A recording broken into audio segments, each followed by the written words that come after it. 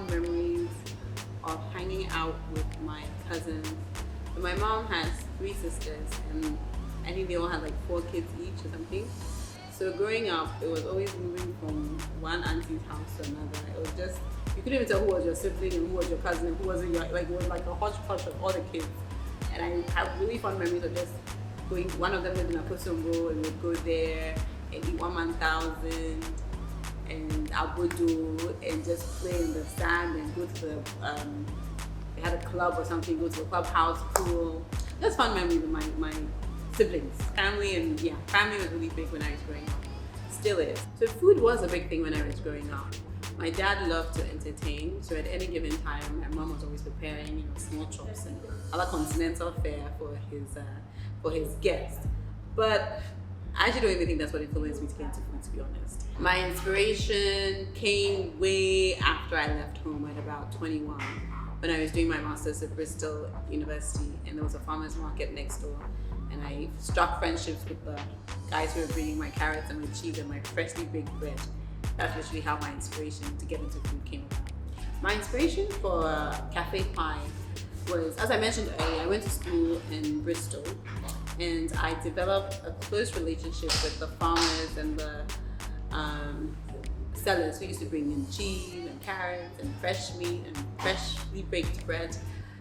So I stopped even, I really started limiting my trips to the supermarket because I was relying so much on the farmer's market for my food. And I got to learn about the farm to table experience, which at that time wasn't as big as it is now. But I kept thinking to myself, there was definitely nothing like that at home. And I would also hang out in cafes that had smaller menus because they sourced from farmers locally. They had fresh milk from the cows that were like next door. It was all very cute. And I kept thinking to myself, you know what? One day if I go home, it would be really dope to have such a cafe or such a vibe in a crowd. And I think that really lends to why Cafe Kwae is so different, because it's I've tried to create it as like that third space. So you have home, you have office, but that other place where you feel so comfortable. So it has a really chilled home vibe. The service is fantastic, if I do say so myself, because we really pride ourselves on treating our guests like family. So if you come in a couple of times, once we study that maybe you have a special way you like to take your coffee or your tea, we pay attention to that. So it's really like you're hanging out in a home away from home kind of thing. And I'm there all the time if I'm not traveling, if I'm not sick. And I love hanging out with my guests. I love chatting. I love, spying that eye candy in the corner. I like doing those kind of things. So it's really, really, I think Cafe Kwae, what makes it different is the dope vibe that we've managed to bring to the space. So there really is no such thing as a typical day at Cafe Kwae. It doesn't matter what I plan to do. 8 out of 10 times I never get to do what I plan to do. I'm going to do this, it never happens. Because I get derailed by, Madam, this is not working, or Madam, we have somebody who come in with an order that they didn't place on time and we have to rush to fix it. But it's typically, we open at 7, or before COVID, should I say. We open at 7. I probably get in about 8:30, 9. By that time, the breakfast rush will probably be over, but I'm usually there for lunch, which is service, hanging out, checking out, talking to people, making sure food is coming out on time, making sure the space is clean, making sure the music is playing at the right level. And if I'm working a full shift, I will probably leave at about 10 o'clock when we close. So when I'm on full steam, I'm probably working 12 to 15 hours. And I do that till I burn out. And then at that point, I'm like, enough, I'm out of here. What has been my biggest challenge? I think everyone in hospitality as of August 2020, probably gonna say it's COVID. It has rocked the hell out of our business. Obviously lockdown, we were closed. We're down about 60% year to date if you're comparing 2019 to 2020. You're paranoid and you're worried about your staff catching COVID, your guests bringing you COVID.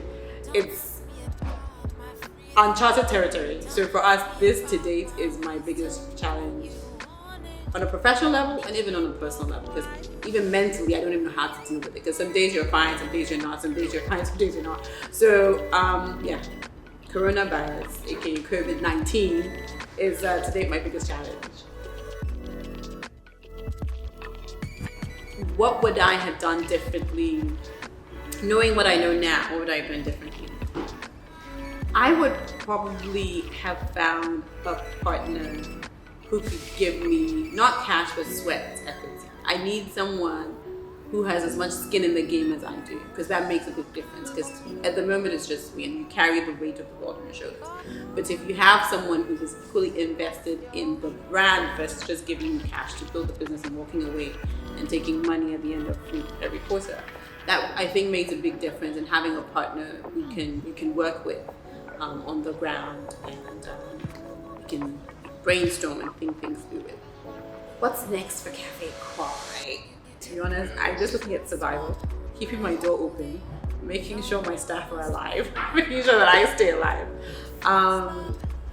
And for now, I think we just opened Kwae Terrace, which was it's a sister brand, and that's on the other side of airport, by the airport Kwae.